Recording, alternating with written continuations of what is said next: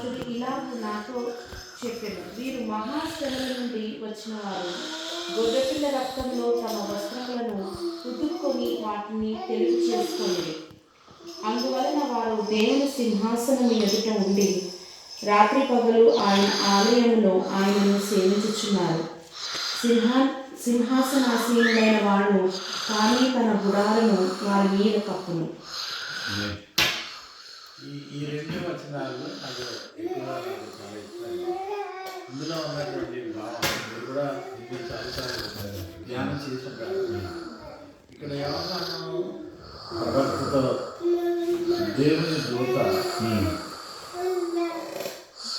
అక్కడ ఈ గ్రంథం అంతా రాయడానికి దేవుని దూతే రాయిస్తారు అంతే. ఈ ప్రకటన గ్రంథం అంతా దగ్గర నుండి డైరెక్ట్ ఆయన దర్శనాలు చూపిస్తూ ఉన్నాడు. ఈయన చూసి అవన్నీ కూడా దీంట్లో రాసుకున్నాడు. ఇది కూడా దర్శనం. అక్కడ చూస్తూ ఉండగా ఒక సందర్భం ఒక ప్లేస్కి వచ్చారు. అక్కడ ఒక సింహాసనం ఉంది, దేవుని సింహాసనం ఉంది. అక్కడ చాలామంది తెల్లటి వస్త్రాలు ధరించుకొని ఇప్పుడు ప్రభువు దగ్గర స్తుతులు స్తోత్రాలు చెల్లిస్తూ ఉన్నారు. అప్పుడు ఆ దూత వ్యవహారంతో వీళ్ళు ఎవరు తెలిసారని చెప్పేసి అడుగుతారు. అడిగితే నాకు తెలియదు, నీకే తెలియదు అనగానే చెప్తాడు. అప్పుడు చెప్తాడు అంటే వీళ్ళందరూ ఎవరంటే మహాశ్రమల నుంచి వచ్చిన వాడు.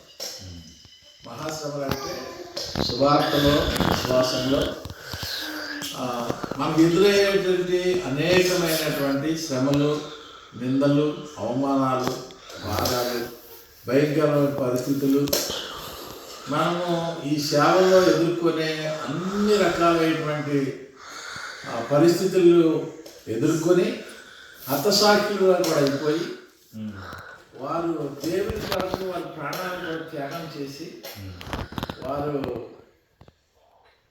చనిపోయిన తర్వాత వాళ్ళు అక్కడ కనిపించారనమాట. మహాశ్రమల నుంచి వచ్చినటువంటి వాళ్ళంటే వారు దేవుని కొరకు ఇంకా దేన్ని లెక్క చేయలేదు భూమిలో.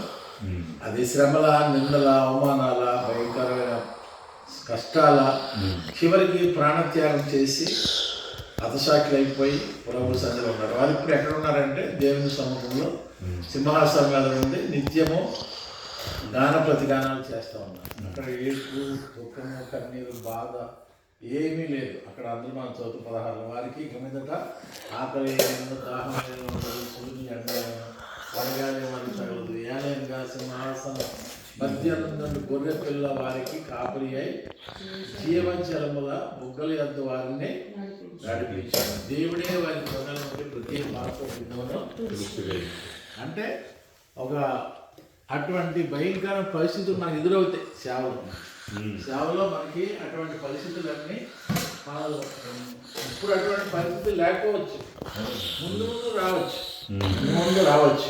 మనకి ఆమోసు గ్రంథంలో ఆయన ఒక ప్రవచనం చెప్తాడు. రాబోయే రోజుల్లో మీకు క్షామం కలుగుతూ ఉంది. ఆ క్షామము అన్నపానము లేక కలిగే క్షామం కాదు, దేవుని వాక్యము దొరకకుండా తూర్పు నుండి పడమర నుంచి ఉత్తరం నుండి దక్షిణం వరకు, ఈ సముద్రం నుంచి ఆచరిద్రం వరకు వాక్యం కోసం పరిగెడతారు, వాక్యం దొరకదు. అటువంటి క్షామము రాబోతోంది. సో వస్తాయి అవన్నీ కూడా ముందు పరిస్థితులు రావచ్చు. సో అటువంటిప్పుడు మనం ఇప్పుడు పీస్ఫుల్గా సువార్త, ప్రార్థన, పరిచర్య చేసుకుంటున్నాం. కానీ అప్పుడు అవన్నీ ఉండవు. ఇప్పుడు నిన్నగా మొన్న నేను సోషల్ మీడియాలో చూశాను, నేను స్వయంగానే విన్నాను. వాళ్ళు పాస్టర్ని, 2 పాస్టర్లు రోడ్డు మీద ఉంచున్నారు, వాళ్ళు సువార్త చెప్తున్నారు. ఏంటి మరి వెళ్ళిపోయి మామూలుగా జనాలు పట్టుకొని ఎలా పడుతున్నారంటే చాలా కుక్కని కొట్టినట్టు పడుతున్నారు పాస్టర్ని. నేనే చూశాను. నేను ఇండియాలో అది తెలుగువాడు అంటే ఇండియాలోనే కదా, తెలుగువాడు ఇండియాలో తెలుగు వాళ్ళనే మాటలు వినపడుతున్నాయి. వాళ్ళు కొట్టేస్తున్నారు, ఎంత దారుణంగా ఆపేవాడు లేడు.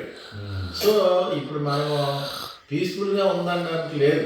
మనం ఇవన్నీ చేయడానికి మనము సిద్ధపడిపోవాలి. మెంటల్గా, మానసికంగా మనము దేవుని కొరకు ప్రాణత్యాగం చేయడానికైనా సిద్ధపడిపోవాలి.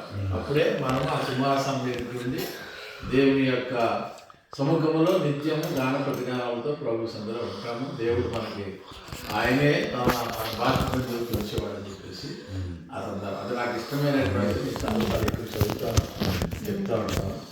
అది ఎందుకంటే ఎక్కువ నేను అతని దగ్గర దేవుడికి చిన్న కొద్ది మాటలు జీవించాల్సి ప్రార్థించాలి. లేచినప్పుడు